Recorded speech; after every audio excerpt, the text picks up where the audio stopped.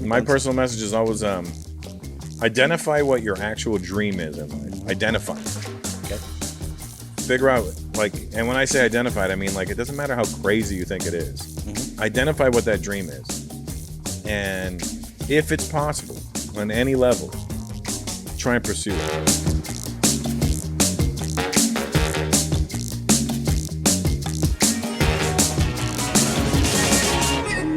Hello and welcome to the Mayman Show. We are coming to you from our studios in Riyadh, the Kingdom of Saudi Arabia. And today we have a award-winning, globally acclaimed comedian who took the time to be in our studios today, Russell Peters. I would have preferred legendary, but okay. Yeah, okay. Well, legendary. How about that? We give you a nice rare, you know what I mean? Yeah. All right. So you've been here quite some times. You know, it's not your first time in Saudi Arabia. Third time in Saudi Arabia. Yeah? Second time in Riyadh. Okay. And I was here 2015 or January 2016. Yeah. That was a great time back then. And then I was here 2 days before I got married. Yeah. Well, I was in Alula. Yes. And now the thing with it's a great name for a place. Yeah. But it's not a good name to tell Indian people Yes. because Why is that? Lula means penis. All right. So Okay. when I go, hey, I'm going to be in Alula, they go, whose? And All right. yeah, so Okay. And then so how'd you find the difference between being in Alula and Riyadh? well, you understand, I was in Riyadh in January of 2016. It was a very different country then. Yeah. And so to see Alula built up in the middle of nowhere, really, it is, right? Kind of. Yeah. I mean, It's technically the middle of nowhere. yeah. But it's pretty wild what they've done out there. Yeah. And, even the venue was like a mirrored. The Mariah building. Mariah in Arabic means glass. Yeah. You know, as well. Yeah. Mirrored. Sorry. Yeah, so Yeah. there you go. What was that? It was a mirrored theater, structure. Yeah. whatever theater. it was. It was amazing. Okay. And how'd you find the acoustics? Because a lot of performers compliment the acoustics. The acoustics were great in there because it's built for that, and they put the sound dampeners in there. Yeah. Now, that can't be said. Same be said for when I just performed in Egypt. It was a cavernous new sports arena, and the show was good, but the echo was incredible. It was it was throwing my timing off. Yeah. Yeah. So I mean, how does that affect your, getting the crowd's vibe when that happens? Well, because I'm hearing this constant noise of myself. I don't know if the audience was catching it, but I know I was catching it. All right. So they may not catch it because they're sitting in front of the speakers, but because I'm sitting behind them, it's slapping back right at me. Yeah. So what makes performing in the kingdom different? How's the crowd, their energy, their vibe, how you feed off of them? How's it? I don't know. It's different been than other 8 years, right? places? Yeah. We're gonna find out how different it is now. Okay. And I'm excited to see because I don't even recognize it when I was driving here today. okay. It looks like a completely different country now. Yeah. And if all that happened in 8 years, I'm blown away by it. I mean, you should see what's going to happen in 6 months. I mean, 6 to 8 months. Every time I travel and come back, I get lost. Yeah, from here. it's wild. You see, I didn't even look like the same place we came to before. Yeah. Yeah. All right. And since you've been in and out of the country a couple of times, what have you experienced when it comes to the Saudi culture, food, and everything like that? I'm sure somebody's taking you out. I just remember everybody being extremely generous. Yeah. With their time, with their money, with everything. They couldn't do enough for you. Mm-hmm. I remember at the hotel, they said, "How did you sleep?" And I said, it was like the most comfortable bed I'd ever felt in my life. For real? Yeah, literally, it was from the pillows to the blanket to the sheets to the bed. Every part of this I had the best sleep of my life that night. Yeah. And when I came back to my hotel room, they had packed up all the stuff that I complimented and shipped it to me in America. Oh, that was very nice of them. That was very nice. That doesn't happen in a lot of places. Yeah, no, I was like, wow. Yeah. It's overly nice. Yeah, I don't even know whose pee stain that was on the blanket, but I took it. Yeah, I know I took it. Yeah. All right. So let's talk about your current tour. Tell us a little bit about your tour. Where is it? Where did it start? Where is it going to end? Where And did it start? How many cities are you going to? Well, it's the Actor Age Tour is literally right at the end right now. Yeah. So it started in Abu Dhabi in September 2001, 2021. All right. I mean, technically, I say technically because it was sort of the tour, but the tour hadn't actually kicked in full gear yet. Okay. And it's going to end in Bangalore, India, Okay. in a week, I think. Right? And Sounds about right. so how do you do that? How do you fly so many places You just and gotta do managed it. to have That's that what you engine. do. That's what you do. You like managed to have that funny man engine actually, not just perform. Well, You know, I mean, I'm not faking it, so it's a Yeah. lot easier when you're not faking it. yeah, Literally, look, I just flew in from Abu Dhabi just now. yeah, I know. And you're in our And studios. I came. I didn't even go to the hotel. I have the room key in my Yes. pocket. I haven't even gone to the hotel. I still got my passport in my pocket. You must not like me right now, right? No, you're good. You're good. Yeah. If I didn't want to do it, I would have been like, nah, I'm I don't not know. doing this. Wow, appreciate it. And so you've won lots of awards, and for your performance as a comedian and everything. And you've just been recently, I mean, not recently, but you also were named by Rolling Stone as one of the greatest comedians of all time. It's pretty great, isn't it? Yeah, I mean, how does it? But I mean, for me, I was like, I when that list came out, I go, I don't want to see this list. I know I'm not going to be on it. I was on it. I go, oh my god, I'm on the list. This is great. yeah. So like, But some of the people they didn't put on the list were I was like, wow, I can't believe that person didn't make the list. There's Really? people that are way funnier than I am that didn't make the list. so who do you think deserves like praise? I guess. I mean, everybody on that list, for the most part, deserved to be on that list. There was people on that list where I was like, that's political. That person's not funny. Yeah. That person, they're just not good. But for whatever reason, the industry likes that person or those people or whatever, and they got on the list. All right. It's more about familiarity when it comes to those lists than it is about the best. Even when they do like the top 50 rappers of all time, Yeah. they leave out, like they say rappers, but they're not, they're not actually putting the best rappers on there. They're putting the most popular rappers on Yeah. there, The which ones, is, the ones who and are like the better MCs are the ones that aren't making money. It's the same with the DJ world. The people that are the top DJs are not good DJs on any day. Like I could take out these guys. You know what I mean? I mean, I'm a good DJ. Though, but, but like I look at these guys and I go, you're not actually DJing. So it's all everything's political. You know how it is. Yeah, I get what you mean. So, who influenced you? Like, who influenced, like, which comedians did you grow up to? And you're like, hey, man, this guy's good. Like, like. I mean, it was George Carlin, Eddie Murphy, Yeah, I love Don Eddie Rickles. I mean, so many people. Cheech and Chong, Steve Martin. Murphy. Yeah. All right. It was a lot. I mean, I watched a lot of comedy growing up, Okay. or listened to it back then too, because you would listen to it on the radio. Yeah, and then. You would listen to comedy more than you would watch comedy back then. Yeah, exactly. I mean, I remember you used to get all those. There's also CDs that you could buy, like Adam Well, Sandler I'm CDs. going back before that. I'm talking 70s where we For got real? the records. Yeah. My parents had a Red Fox record in the house. It was called Dirty Jokes. Okay. I mean, yeah, there definitely was Red And- Red and it was- Fox. and they had it stuck in the middle of their records, so I wouldn't find it, but I found it. yeah. Yeah, and I was listening to it. That's how good it was back then. Like you had to be really funny in order to make somebody laugh just from sounds, All right. without seeing their expressions or anything. Yeah, I mean, it's just like the wit. Yeah, all of that It's was an art very form. important back then. Yeah. And so, and you were also the first comedian to sell out Toronto's Air Canada Centre in 2007. And that's a huge I've done it now Arena. 9 times now. 9 times already. 9, right? All right. 8 or 9. Okay. And how about the first time when you sold out? How did it It feel? was amazing. Well, Yeah? we sold it out. We were talking. I think we have it on video too, as a matter Mm-hmm. of fact. My brother and I talking about doing that, and he was like, "I think you should do like the Hummingbird Center, which is down the road." Mm-hmm. I go, I think we should try a bigger plane, just see what happens. Okay. I mean, if it doesn't sell, we'll scale it back so that it fits those people, Okay. And we put it on sale, and it sold out right away. Okay. And we added a second show, and that sold out right away. And we're like, oh, well, I think we're onto something here, guys. We were both like, right. oh shit, didn't see that coming, did we? All right. So what's the biggest venue you sold out in your career so far? I mean, it's those arenas are pretty much it. Yeah. I think Rogers Center in Vancouver had 18,000 people, right? Yeah. And then we did that 2 nights in a row, so it was 36,000 people. Wow. That was the same tour, I think, 2007. It was pretty awesome. You're doing WWE Monday Night Raw figures, man. I was, yeah. I mean, I still do. Funny enough, I still sell out these arenas in Canada and in many places around the world. So, yeah, I'm very lucky. All right. And then To be doing it from 2007 till now. to 2024 is a feat nobody's done yet. Yeah, I mean that's I'm sure somebody will beat me, but in the meantime, I hold the record. All right. You gonna hold on to it as long I'm gonna as you try and can, hang on right? to that as long as I can. All right, well, that's I got good. bills to pay, guys. We all do, right? And okay, so tell us a little bit about your beginnings as a stand-up comedian. Obviously, you're a success story right now, but when you first started, I mean, I started in 1989. yeah.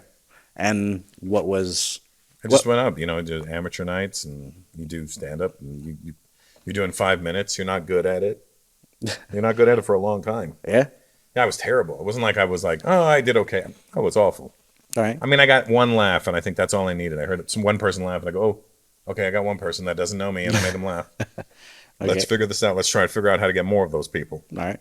So when you're finding your groove, what, like, if I had to say, like, if you had to reflect back at that time now as Russell Peters, the global successful comedian, Right. what pops in your head? I don't know. I just remember all the hard gigs. Those were the fun ones. Yeah. When you think about driving 5.5 hours to get $50, and the only reason I did it was like the early '90s. And Got to pay your dues. $50 would get me a tank of gas there and a tank of gas back. Yeah. They were going to give me free chicken wings, Okay. Barbecue? whatever, and free soda. And I was like, okay. So I didn't drink at the time, so I was like, okay, perfect. I can have some Coke, a cola, Yeah. and some wings. Do my show, get my $50, and go home. And the way I justified it all to myself was, if I stayed here, I'd be in the exact same financial position I would have been had I gone. Okay. So I wasn't losing anything, and I'd stay here and I'd be talking to people for free. Well, why not go get this $50 in free chicken wings and some free Coca-Cola, Yeah. and do the show and come back? Yeah, you get the exposure, right? Yeah, and they gave you a free hotel room back then too, but I didn't want it. I was like, I'll just drive home. Yeah. I've always been the guy that I don't like staying on the last night. Let me go home. Yeah, go home. Yeah. Always want to drive back. Yeah. Okay. And what gig stands out the most to you? Like, There's no one. I mean, there's the first time I got booed off stage stands out. yeah. Well, 1993, 1993. Where was that? June of 1993 in Toronto. You remember the date exactly? Yeah, I remember the month. It was opening for the Far Side, this rap group, Okay. and they were really popular at the time. Mm-hmm. Yeah, that song "Passing Me By." I don't know if you remember it. Yeah. She keeps on passing me by. Oh yeah. Okay. All right. Do you really? Yeah. No, well, I remember. Remember, You know, like kind of. In my younger days, I was for a sack. When I went to school, I carried lunch in a bag. Yes. Okay. I remember that one now. Anyway, Yeah. so I opened for them, and I Okay. got booed off. Okay. And I deserved to get booed off. Okay. I was cocky, and I was not ready. Okay. And the irony of that is that I got booed off in 1993, opening for the Far Side, and my wife now, her ex-boyfriend is in that group. For real? Yeah, her like when she was like before they made it. But Okay. I was like, so everything comes full circle, I guess. Okay. I mean, this is a small world. If that, like, if your wife was ex-boyfriend was in the Yeah, group. yeah, All right. That's shows it's a small world, I guess. yeah. Okay. And so I have to ask you this because a lot of your stand-up sketches involve you doing a parody of your dad, and I always bust out laughing whenever I hear Right. them. So first of all, why do you start doing that? And what's your dad think about it? Well, Dad's been dead for 20 years. So he doesn't think Yeah. much about anything. All right. Sorry about that. No, you didn't do it unless your name's Cancer. Okay. I was never actually doing a parody of him, Okay. and he knew that Oh, all right. because he didn't sound like that. I was doing my friend's father because my friend's father was hilarious. For real? Yeah, my friend's father had that accent. The one I'm doing on stage is my friend's father because Yeah. my dad didn't sound like that. Oh, okay. So All it just wasn't funny if I did my dad properly on stage. I mean, there's times where I said things that my dad actually said, but I would put it in that guy's voice. You know what I mean? right. Okay. And that voice was far more connecting to other people than my dad's actual voice was. And since what stood out about the accent for you when you were studying it? Well, no, from I your mean, friends' just I dad? wasn't studying it. It was just like I would do it all the time growing up. I would just, Okay. to try and get out of situations. Dealt with a lot of racism growing up, so Wow.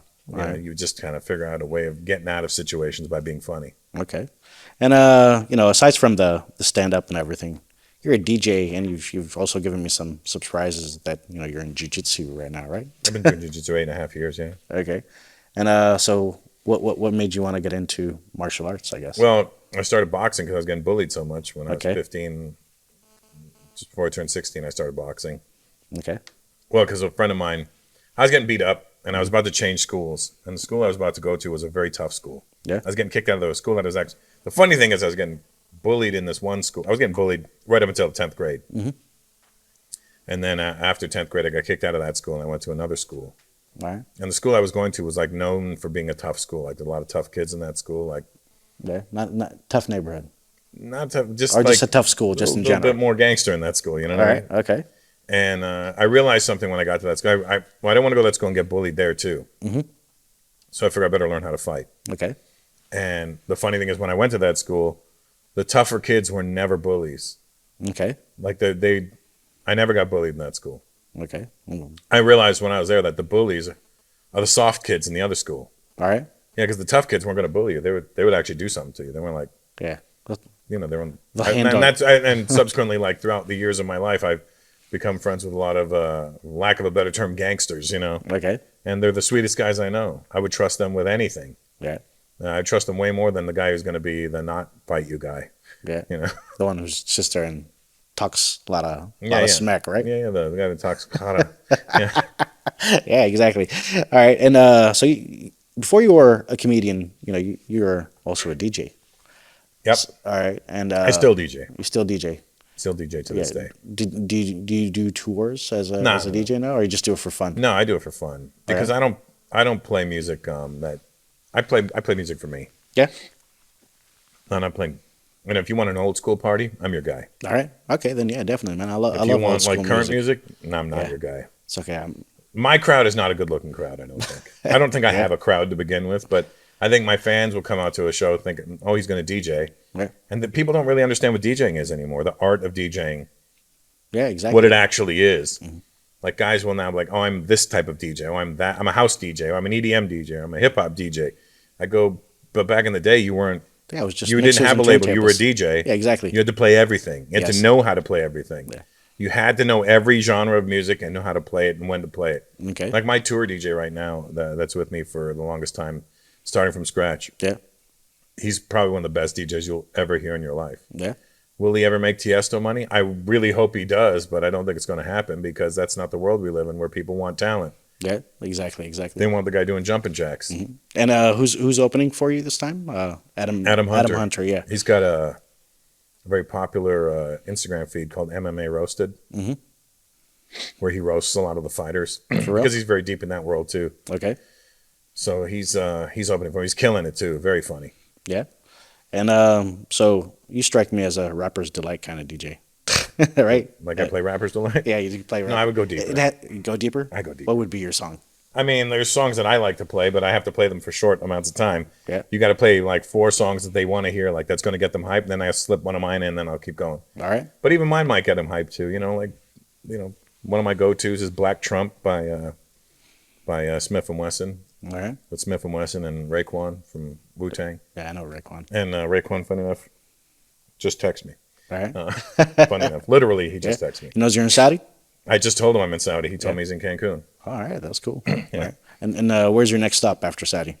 I'm going to India. India. The motherland. The motherland, yeah. And how does that feel when... I love going to India. Yeah? That's the place where I feel the most, ironically, feel at home there. And I was, never born there. I was never raised there, but I feel very much at home when I go there. Is that the place where you get a lot of rasuls? Oh, there's that everywhere. You get that everywhere. But okay. I love it there. All right. And so you've been interviewed by Arab News a couple of times since you've been here. And different Arab News or this is actual Arab News? No, this actual. Well, I'm part of Arab News. No, I figured that. This I thought you meant like Arab, like the Arab world. No, not the Arab world. I mean Arab News, the oldest English daily here in Saudi. So nice. Since 1973. 1973. Yeah, you're good. Man. Got a good memory. You guys are the same age as hip hop. Yeah, exactly. So that should be their moniker. Yeah. Arab News. We're as old as hip hop. All right.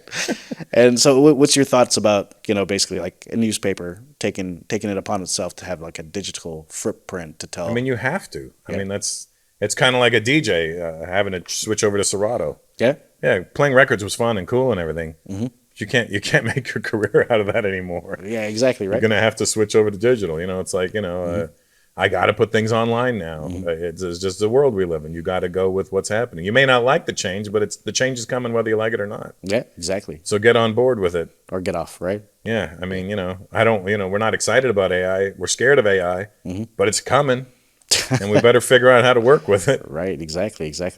And so you, when I reached out to your team about coming on the show and everything, what made you want to accept the offer and have the pain and agony of coming here right after your flight? Well, they said you won an award. Yeah, that's about it. Yeah, they said Rolling Stone named you as one of the top 50 podcasts.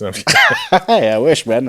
No, we won a WAN IFRA award, which is Yeah, it was. What's it called? The WAN IFRA, so the World Association of News Publishers. So oh wow. bit more dull than Rolling Stone, but it's pretty good. It's good. Yeah, works good. Well, appreciate the fact that you came here, and Well, thanks for making me come. yeah. All right, There's a reason this table's white. all right. Well, look, before I wrap up my interviews, usually I ask my guests like if they have a personal message to the audience. What's yours? Obviously, because you. My personal message is always identify what your actual dream is in life. Identify it. Okay. Figure out and when I say identify it, I mean it doesn't matter how crazy you think it is. Identify what that dream is, and if it's possible on any level, try and pursue it. Okay. It's better to have pursued your dream and failed than sitting there wondering what would have happened if I pursued it. Yeah. I mean, and if it's really your passion, you're really cut out for that, it'll happen. Yeah. And you'll be very happy you did that. I couldn't agree more. I mean, I have something similar, which is a little more fluffier, which is basically reach for the stars. At least if you fall, you land on a cloud, right? I mean, because you can reach for what you want to reach for, but if you don't get there, you're still not going to be at the same place you started, right? That's right. You gotta takes a series of dots to form a line. Okay. And by that, I don't mean a bunch of Indian guys in a line, a bunch of dots. All right. Anyways, man, we won't take much of your time. Appreciate the fact that you're here, and on spirit of your comedic work, I'm gonna close the episode with something. So tune in to the Mayman Show. Otherwise, somebody's gonna get hurt. Somebody gonna get hurt real bad. I don't know why you made it have a Texas accent. Let's try that again. All right. Somebody gonna get hurt real bad. All right. Tune in to the Mayman Show, or somebody gonna get hurt real bad. All right. Thanks a lot. Appreciate it, man. Thanks, guys.